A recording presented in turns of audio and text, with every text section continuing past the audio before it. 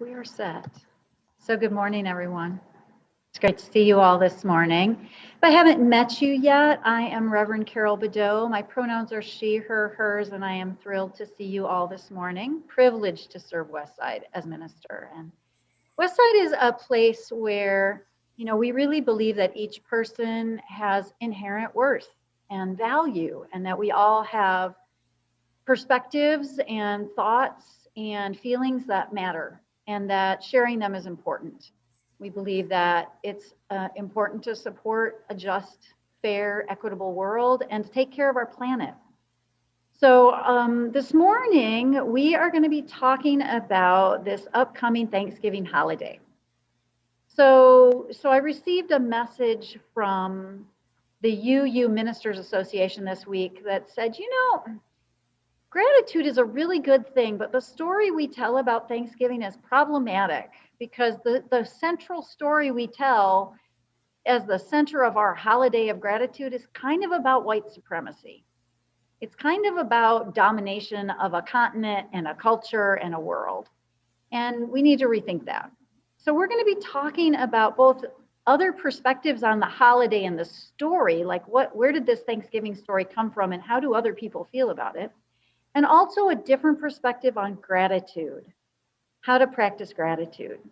So we're going to be talking about Indigenous perspectives on these things, since Native people are very much at the center of this narrative, and yet it's not a narrative that they agree with. And I want to also tell you just in advance that this particular service, one of the most important priorities that tends to be a very Western way of thinking of things is that we have to hold to a schedule, that the schedule matters more than the meaning. And so this is going to take as long as it takes. Wendy and I have not timed out how long her pieces and my pieces are. We're going to do this subject in full. We're going to do it justice. So it may be 30 minutes, it may be 40 minutes, it may be 45.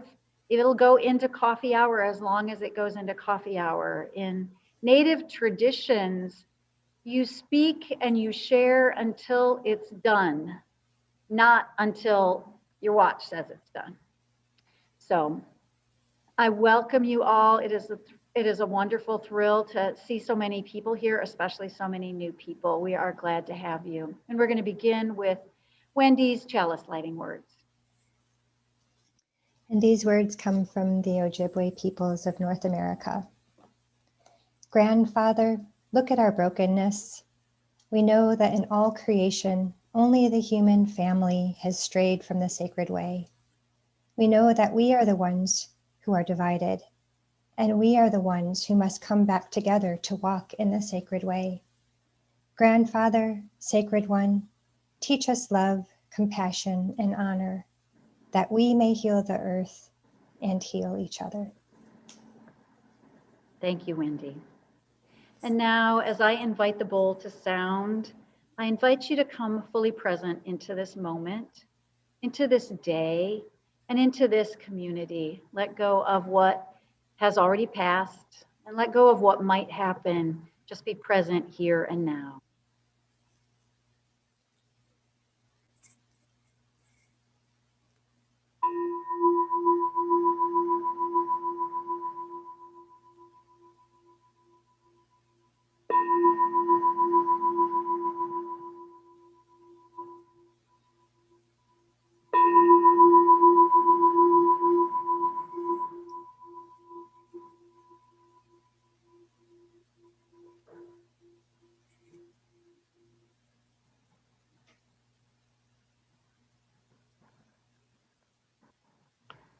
So we're going to start with a little bit of history. So some of you who know me know that I am both a lover of colonial history and also a lover of Native American cultures. So I find myself this week particularly at an intersection of thoughts and feelings and cultures. I received an email. I am not a registered Mayflower descendant, but I am in fact a descendant of the Mayflower families. I have an ancestor, George Sewell, who in fact signed the Mayflower Compact. So I got an email from the Mayflower Society this week, and I'm going to read it to you. Mostly today, I'm going to share other people's words. Then I want you to pay attention to the language that's used by the Mayflower Association about this month. This was actually, I got it about a week ago. The Mayflower Society asks Americans to light a candle on Veterans Day. Plymouth, Massachusetts, November 11th, 2020. November 11th is an important day in America. Not only does the country honor its veterans, but it is a day when 400 years ago, a small group of pilgrims signed the Mayflower Compact, a document that influenced the founding of America. William Bradford was the captain of that ship and the head of that community. William Bradford refers to one small candle in his writings, and it is only fitting that today we light a candle to commemorate the importance of the Mayflower Compact, said Jane Hurt, Governor General of the General Society Mayflower Descendants. The Mayflower story is one of America's founding stories that brought democracy to our country. So it is fitting we would remember the anniversary of the signing of the Mayflower Compact while honoring our veterans who fought for this country. When the Pilgrims sailed to the New World headed for the Virginia Territory, the ship was thrown off course by a storm, ending up in Provincetown, Massachusetts, where the Mayflower Compact was signed, bringing civil and religious liberty to the New World. The Mayflower eventually landed at Plymouth, where the colony was established. The importance of the Mayflower Compact cannot be overstated, said the executive director. One of America's oldest founding documents, it later influenced the US and Massachusetts constitutions. The Pilgrims settled in Plymouth, named years before by English explorer John Smith. Before the Pilgrims landed, it was a settlement called Patuxet, occupied for over 10,000 years by a Native American band of Wampanoag Tribal Confederation. The natives died of what today is speculated to be leptospirosis, a disease likely brought to the New World on English ships. Today, Plymouth welcomes over 1 million people a year who enjoy learning the history while relaxing in the New England town that offers Mayflower history, attractions, shopping, and dining. Now, I know you can hear in my voice some frustration with this narrative. So I just want to pull out a few things in this narrative, which is our standard narrative of this week. So first, it is new that the society has started to include a little piece of Patuxet history. That is new. But notice what the narrative keeps in place. It asserts that democracy came to this country on the ship, which says nothing about the civil sorts of governance that existed here for those 10,000 years. It also asserts that the ship brought civil and religious liberty, assuming that those things were not here before. And also that this was a new world, which is in fact in direct contradiction to the fact that societies had been here for 10,000 years. Finally, it asserts that the natives died of leptospirosis, which was brought to the New World on English ships, but it doesn't in any way take any responsibility for the massacres that occurred. And finally, there is something for me painfully ironic in the end of this message. Today, Plymouth welcomes over 1 million people a year who enjoy learning the history while relaxing in a New England town that offers Mayflower history, attractions, shopping, and dining. We have turned the very soil and lives of thousands of Native people in that area into a tourist attraction for other people's pleasure and enjoyment. And that's disturbing. That's very disturbing. So where is Unitarian Universalism on this subject? So about 4 years ago, the General Assembly of the Unitarian Universalist Association approved a business resolution on this matter. The Wampanoag people actually met and gathered with the Unitarian Universalist community in their area and said, we need to respond to this 400th anniversary. You know, all this year, there have been all kinds of huge celebrations of the 1620 settling of Plymouth.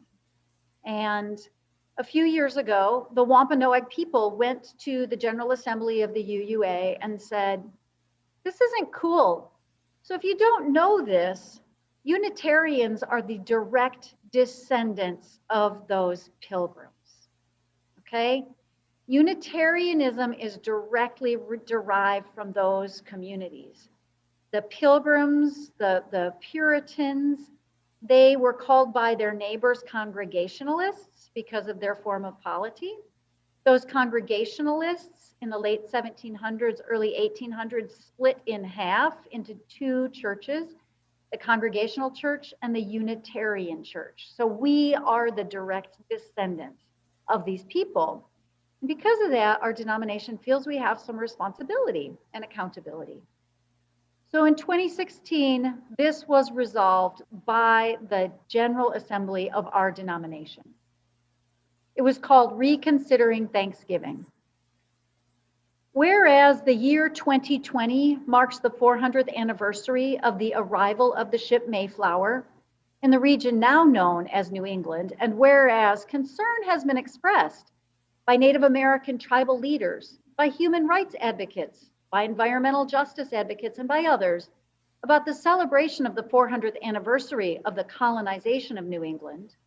And whereas several of the New England congregations that were established during the 1600s continue today as UU congregations, noting the role of Unitarian Universalists in developing the holiday that is known as the American Thanksgiving Day, and noting the desire of UUs to work for peace and justice for all the world's people, therefore be it resolved that this General Assembly encourages all UUs to enter a time of education, careful reflection, and healing during the years 2016 to 2021, and that special attention be given to the suffering, indignity, and loss that Native peoples have suffered since the early 1600s. Be it further resolved that the General Assembly ask the President of the Unitarian Universalist Association to report to the 2017 General Assembly on national, tribal, and congregational plans for both the 400th anniversary of the Mayflower Voyage and the 400th anniversary of the first Harvest Festival in Plymouth Colony. And be it further resolved that this General Assembly asks the President of the Association to work in consultation with Native American peoples to present recommendations to UU congregations, districts, camps, and theological schools that wish to observe what is often called the first Thanksgiving Day in America. Be it finally resolved that we encourage UUs to work with all of the religious groups that trace their religious roots to the Pilgrims and the Puritans. When we confront the past that we share with others, we ask for wisdom and charity as we try to better understand the people and environment of the 1600s. To prepare for the future, we must make peace with our past. As we approach the Plymouth Colony quadricentennial dates, we ask for religious education programs that acknowledge the Reformation, the Radical Reformation, and the religious dissent and separatists of the 1600s. The story of religious dissenters and separatists is part of our UU story, and their influence is still with us. We ask for education programs that honor and respect the spiritual wisdom of Indigenous people, including the Wampanoag tribal nation of Mashpee, Massachusetts, who first met the Pilgrims. We ask for all UU congregations across the US to enter into dialogue with local Native people in their areas about the Thanksgiving holiday and its history. In today's world, we know that we are part of an interdependent web of all existence. With this awareness in mind, we ask for a time of truth and reconciliation for all Americans, including Native people, during this time. And so Wendy's going to tell us something about the actual first Thanksgiving as part of our response to this call to educate ourselves and reflect deeply about these holidays that our tradition is so deeply connected to. Yes, so we just took in a lot through our intellects, and I would just like to take a moment to pause, come back to our bodies, take a full breath, maybe move a little bit if you need to, because I'm interested in walking along the land and the story that was first known by the peoples who were here. So I'd like us to just come back into that awareness and to look out from another point of view. So we know, right, we know the pilgrim story, we know the timeline that Carol has outlined, and I want to bring it back to the Wampanoag people who were there. Prior to 1660, there were somewhere between 50,000 to 100 Wampanoag peoples, and they were in 69 different villages that were all along the southeastern Massachusetts and eastern Rhode Island land. So they, in about 1616, that plague came, and they the numbers were decreased by estimates of 2/3 to 3/4. And again, that's not just because of the plague that came, but also the genocide that came, the domination that started at that time, and also slave trade. They were taken from these lands to be sold in distant lands. So, you know, the Wampanoag people were kind of used to the fishermen and the traders that had come from other shores, that had come from across the ocean, the European prospectors, I guess, and they'd seen these ships before, and they weren't necessarily concerned when the people at Plymouth landed, because something was different. And that something that was different was that it wasn't just men, it wasn't just traders, it wasn't just the fishermen anymore. They brought their women and children. And according to the Wampanoag ways, this means that these were a peaceful people, because the Wampanoag people would never bring their children and their women into harm. So they expected that these people would be peaceful because of their own ways of understanding that. So what most people don't know about the first Thanksgiving is that it wasn't planned. The Wampanoag people weren't invited necessarily. What had happened is that due to the help of some of the Native Americans, most famously known as Squanto, the original settlers from the Mayflower learned how to plant the indigenous crops, and they had their first really good harvest that was able to sustain them.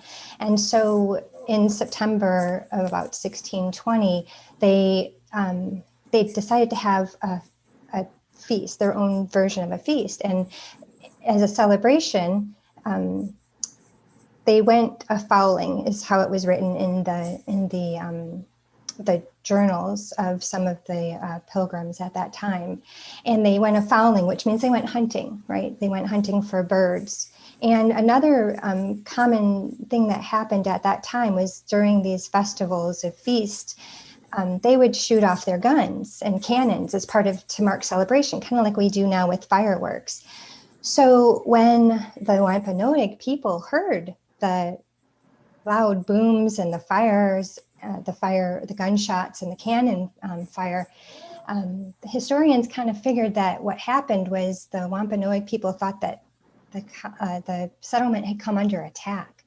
So Massasoit, who is a leader of the nearest village to this location of the Plymouth settlers, rounded up 90 of his warriors to go and help, because they thought maybe they had come under attack. And so they came to this, and they found them celebrating and celebrating their harvest and starting to put out food. And so what they did was, it wasn't that there was a celebration that they were necessarily invited into. It was that they came to kind of make sure not only that they were safe, the settlement, but also that the Wampanoag people would be safe, that they wouldn't be attacked. So they actually hung out on they camped and hung out on the periphery for 3 days. And as part of that, in order to feed everybody, they sent out hunters and they brought in deer. So the first, again, Thanksgiving, this story was actually started to be told in Lincoln's day as part of a unity story during the Civil War to try and unite the country. So that idea that, you know, the settlers invited in the native population, the Wampanoags, to this big feast is not quite true. What happened is they brought enough food. Everyone kind of pitched in. The Wampanoag went out hunting and brought in deer. If they had, you know, birds, they probably had waterfowl as well, and maybe very, very well turkeys. But turkey wasn't the center of that feast. It was deer and fish, the local fish at that time, and also whatever waterfowl and whatever birds could have been hunted at that time. So they, you know, they ate and stayed together for 3 days as part of celebration. Yes, of course, for the pilgrims' first successful harvest, but also in a tentative kind of like, we need each other and we need to pay attention to what each other is doing here.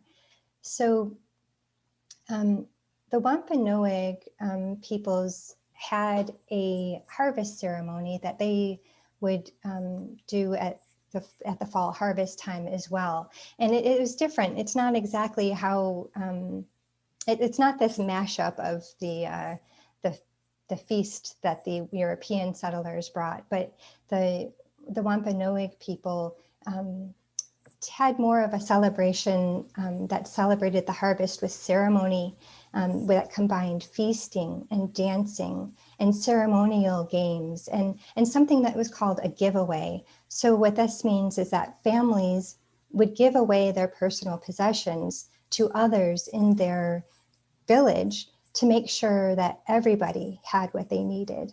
So if someone needed a blanket or if someone needed an item that they didn't have, they would offer it. And this was done throughout the year as well in the different villages. The leaders of the villages would go around and kind of collect any extra food or any extra things so that they could give it to everybody, so that all the resources were shared, so that there wasn't anyone left in need.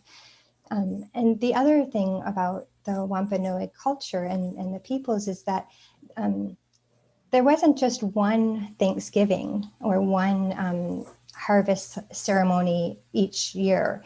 This is something that they would bring in at different times of the year, the informal ceremony. So for different seasons, like the green corn Thanksgiving, or the arrival of a certain fish species, the whales, or the first snows, or the New Year that they celebrated in May. So there were so many ceremonies throughout the year, and this isn't much different from other traditions or cultures around the world.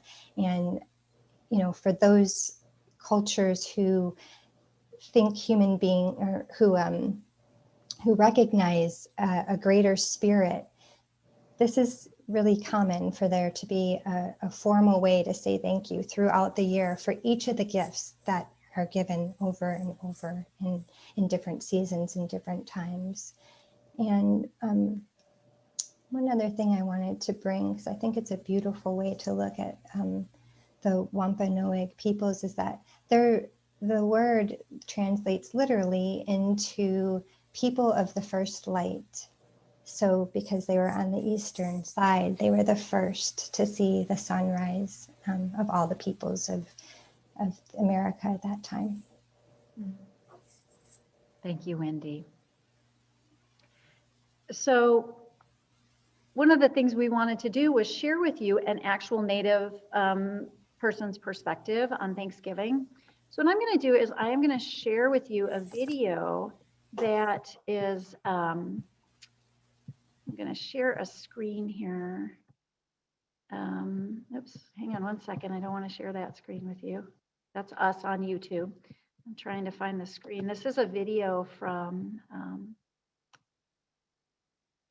let's see if I can find it. This is a video of an interview by a man named Paul Schott. It's Paul Schott Smith, and he is the curator of the Smithsonian's National Museum of the American Indian. And he was interviewed and ask, well, what do you think about, what do you think about? What do you think about this Thanksgiving thing? And so what I'm going to do is I am going to show you guys this video by him. Let's make sure that you can, oops, sorry, hang on. We're having some technical difficulties here. Hang on, technical difficulties. It's a great video. It's him describing his perspective on Thanksgiving. There we go. There we go. All right, let me know if you guys are getting the audio.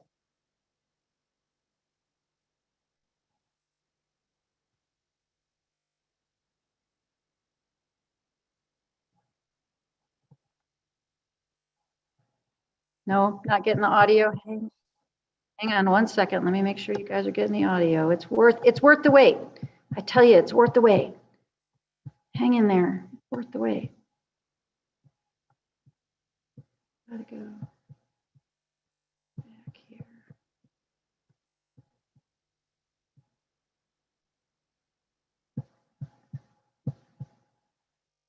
All right. I think we have it this time.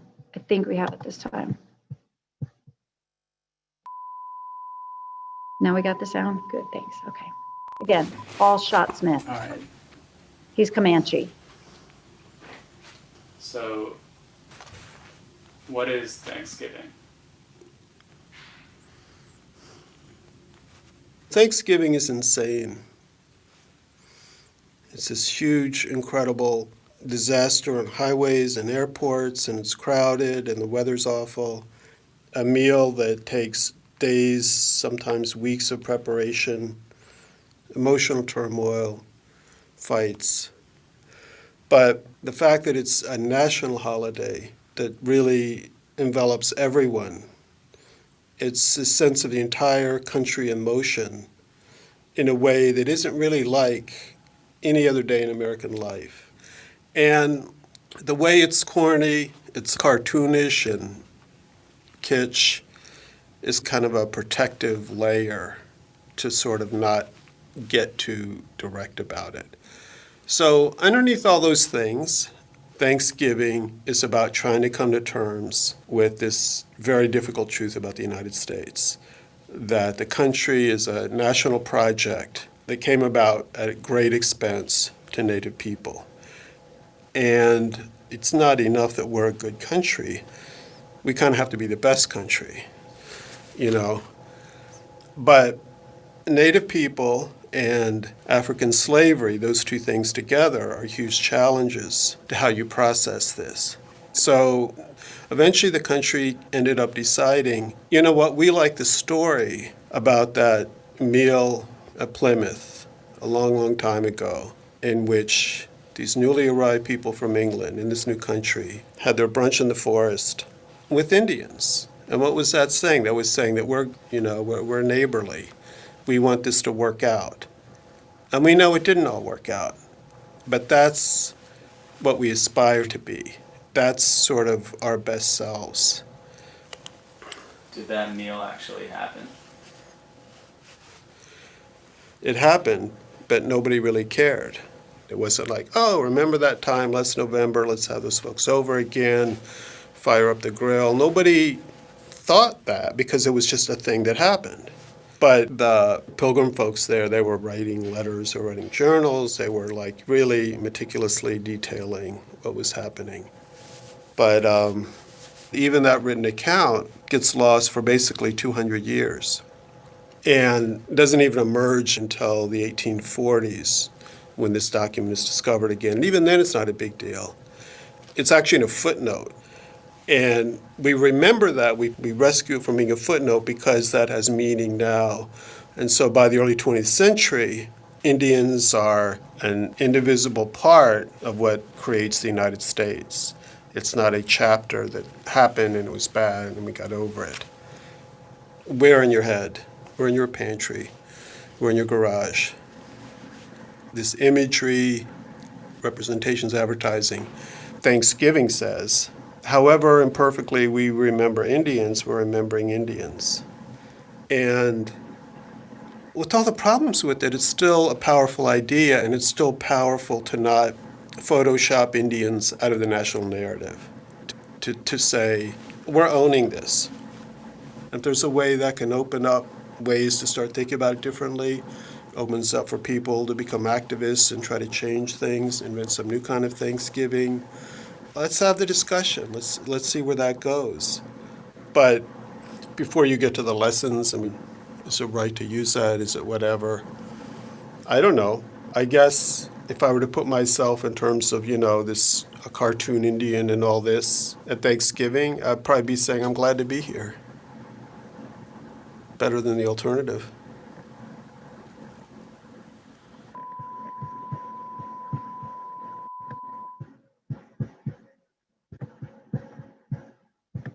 So that's a lot to take in. Again, that's Paul Schott Smith. He is Comanche, and he is the curator of the National Museum of the American Indian, the Smithsonian Museum. So he says, maybe we need to do something new for Thanksgiving. Maybe we need to come up with a new dialogue. Maybe we need to find a new way to do this. So I read to you what the denomination decided many years ago. They called on the president and the congregations to do certain things, which is why this is not the first time you've heard about this from me or from Westside. This last summer in 2020, one of the ways that the denomination responded was to really focus our General Assembly on hearing the voices of tribal leaders. So GA 2020 was deeply engaged with tribal leaders and organizations addressing issues of settler colonialism. The keynote speaker of the General Assembly was Roxanne Dunbar Ortiz, who is the author of An Indigenous People's History of the U.S. And the final worship service was held at the Tomahawk Museum, which is an indigenous museum featuring an extensive collection and archive of Southern New England tribal communities and their cultures. The offering from that service was given to that museum in support of their efforts in keeping alive the history, culture, and thriving communities of the Southern New England tribes. And in addition, the General Assembly adopted even stronger language for our response, calling on us to respond to these issues. This is an action of immediate witness. And although this technically only has force during the General Assembly, it's what we're being called to now. Address 400 years of white supremacist colonialism. Whereas 2020 marks the 400th anniversary of the first Mayflower voyage, transporting pilgrims from England to North America's Atlantic coast. Whereas the Pilgrims' invasion of the Wampanoag people led to the enslavement of indigenous peoples on the East Coast and the removal of and genocide against indigenous peoples across the continent. Whereas many Unitarian Universalist congregations uncritically trace their origin to the Pilgrims' free church tradition, a mythos that sanctifies white supremacy and depends upon erasure of indigenous peoples. And a footnote here that Unitarian Universalist history often miscredits the covenant communities of the Pilgrims with bringing democracy and free church to North America and with planting these values within the UU tradition. This telling of UU history denies indigenous history, culture, spiritual traditions, and rights. And whereas white settler colonialism is extractive, expansive, and based in violent patriarchy, resulting in a preponderance of missing and murdered indigenous women and creating unsustainable conditions for all living beings. Whereas the Plymouth Plantation, which is a for-profit corporation with stockholders in London, was established the corporate pattern of using police to extract resources from indigenous peoples, a pattern repeated at Standing Rock Nation and other indigenous nations that resist pipeline projects and other extractive industries. And whereas the Mashpee Wampanoag tribe, whose ancestors' lands were invaded by the Pilgrims in 1620 and who have inhabited and stewarded parts of present-day Massachusetts for more than 12,000 years, came under attack from the Trump administration in March of this year and were notified that their reservation lands were being terminated. And whereas the administration continues in this and other attacks on Indigenous peoples' lands, sacred sites, and sovereignty, even as a federal district judge has temporarily blocked the taking of the Mashpee Wampanoag's lands, therefore be it resolved that we, the delegates of the 2020 General Assembly of the Unitarian Universalist Association, call upon the Unitarian Universalist Association and its congregations to continue to gather in solidarity with the Mashpee Wampanoag tribe, the Standing Rock Nation, and all Indigenous peoples struggling to preserve their lands, waters, peoples, sacred sites, and sovereignty. That we continue to push for the release of Indigenous water protectors from prisons and to end public policies that criminalize resistance to extractive colonialism, and to adopt a vision of prison abolition, to work nationally, statewide, and locally on public policy that is decolonizing, such as establishing Indigenous Peoples Day, including Indigenous peoples' histories in public education curricula, and eliminating racist monuments, flags, and mascots. Work to stop and reverse ecological harm in genuine collaboration with and taking leadership from communities most consistently and harshly impacted by extractive exploitation of land, water, air, and all beings. And research, identify, and acknowledge the Indigenous peoples historically and/or currently connected with the land occupied by our congregations, and find ways to act in solidarity with or even partner with those Indigenous peoples. And finally, to examine practices relative to Indigenous peoples, particularly the narratives regarding UU origins and UU holidays, including Thanksgiving. That's a lot. That's a really different take on this week. That's some strong language for us. So how do we reconcile the fact that we want to celebrate gratitude? That I've heard many people say that this week is about gratitude. It's about Thanksgiving, that they don't even think about that narrative. And yet the narrative is there. So we need to make peace with this. We need to do some work with this. We need to come up with a tradition that tells a different story. We need to take responsibility for our complicity in the old story, which is not true, and of which we have been, as a denomination, essential to perpetuating. So we're going to take a different approach to gratitude. And Wendy, would you like to start us on that? Sure. Yes, and we're going to read a translation of the Mohawk version of the Hada Nassani Thanksgiving address, which was developed, published in 1993, and provided courtesy of Six Nations Indian Museum and the Tracking Project. And this is the Hada Nassani Thanksgiving address, Greetings to the Natural World. The people.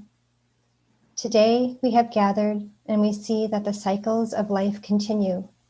We have been given the duty to live in balance and harmony with each other and all living things.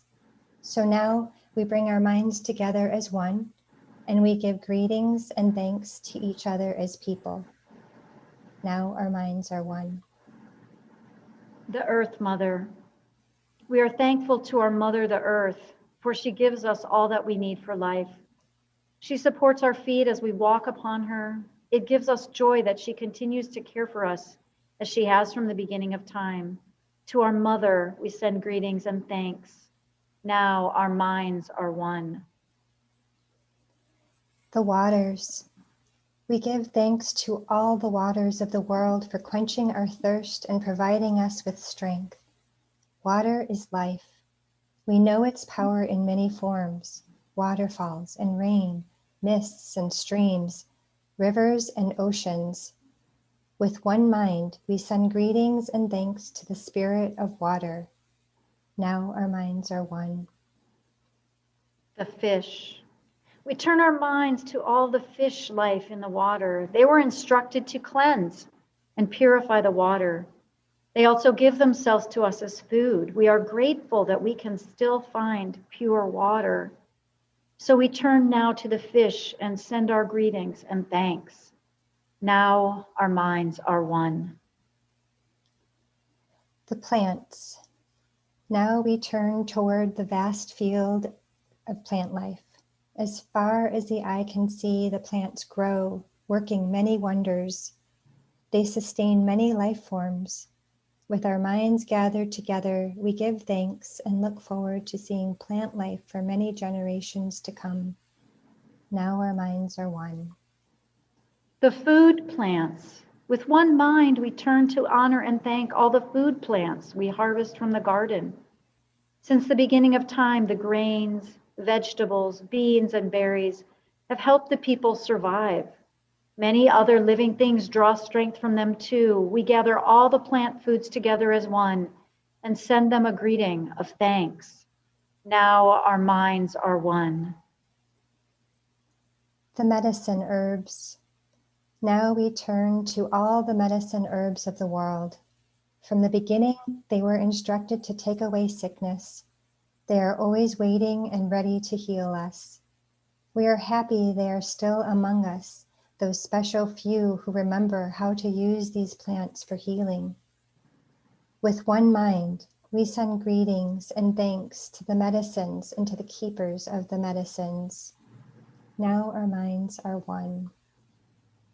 The animals. We gather our minds together to send greetings and thanks to all the animal life in the world. They have many things to teach us as people.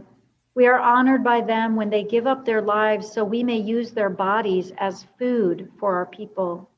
We see them near our homes and in the deep forests. We are glad they are still here, and we hope that it will always be so. Now our minds are one. The trees. We now turn our thoughts to the trees. The earth has many families of trees who have their own instructions and uses. Some provide us with shelter and shade, others with fruit, beauty, and other useful things.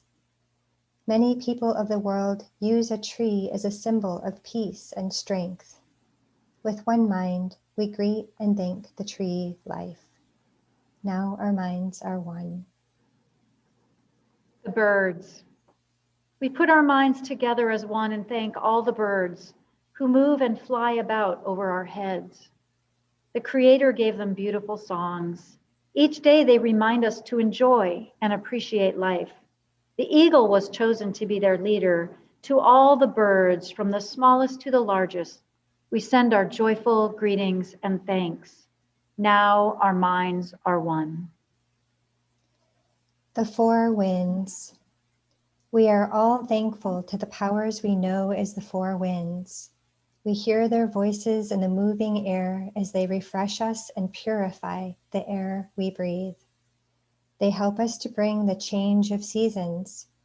From the four directions they come, bringing us messages and giving us strength. With one mind, we send our greetings and thanks to the four winds. Now our minds are one. The thunderers. Now we turn to the west, where our grandfathers, the thunder beings, live. With lightning and thundering voices, they bring with them the water that renews life. We are thankful that they keep those evil things made by Okwisaris underground. We bring our minds together as one to send greetings and thanks to our grandfathers, the thunderers. Now our minds are one. The sun. Now we send greetings and thanks to our eldest brother, the sun. Each day, without fail, he travels the sky from east to west, bringing the light of a new day. He is the source of all the fires of life. With one mind, we send greetings and thanks to our brother, the sun. Now our minds are one. Grandmother Moon. We put our minds together to give thanks to our oldest grandmother, the moon, who lights the nighttime sky. She is the leader of women all over the world, and she governs the movement of the ocean tides. By her changing face, we measure time, and it is the moon who watches over the arrival of children here on earth. With one mind, we send greetings and thanks to our grandmother, the moon. Now our minds are one. The stars. We give thanks to the stars who are spread across the sky like jewelry. We see them in the night, helping the moon to light the darkness and bringing dew to the gardens and growing things. When we travel at night, they guide us home. With our minds gathered together as one, we send greetings and thanks to the stars. Now our minds are one. The enlightened teachers. We gather our minds to greet and thank the enlightened teachers who have come to help throughout the ages. When we forget how to live in harmony, they remind us of the way we are instructed to live as people. With one mind, we send greetings and thanks to these caring teachers. Now our minds are one. The Creator. Now we turn our thoughts to the Creator, or Great Spirit, and send greetings and thanks for all the gifts of creation. Everything we need to live a good life is here on this Mother Earth. For all the love that is still around us, we gather our minds together as one and send our choicest words of greetings and thanks to the Creator. Now our minds are one. We have now arrived at the place where we end our words. Of all the things we have named, it was not our intention to leave anything out. If something was forgotten, we leave it to each individual to send such greetings and thank in their own way. Now our minds are one. So let us take a moment to absorb that. Just take a moment to realize just how lengthy, how huge is the gift of this life. How many beings, creatures, components go together for our lives. As we greet this Thanksgiving week, let us be mindful. Let us have open hearts. Rather than entering into the week worried about whether or not we're going to serve the right food or who's going to get enough and who's going to get it first and fastest and did we do everything right, let us instead slow down and truly give thanks. Let us put aside stories and become fully present with what is. And let us allow ourselves to understand that on this planet, we are truly all in it together. May we be able to make our minds as one with those we disagree with those we have harmed, with those who have harmed us, with those we do not understand. Can we make our hearts and minds one in a spirit of gratitude for the very gift of life? May it be so. At the close of our services, we extinguish the chalice, which is a symbol of the spirit and the heart and the connections of this community. It's also a symbol of our passion for justice and for a better world. So as I blow out the chalice, I invite you to call present into your heart the flame, the light of truth, the fire of commitment, and the warmth of this community, that it remains with each of us until we are together again. And I look forward to sharing conversation with you as we move into coffee hour.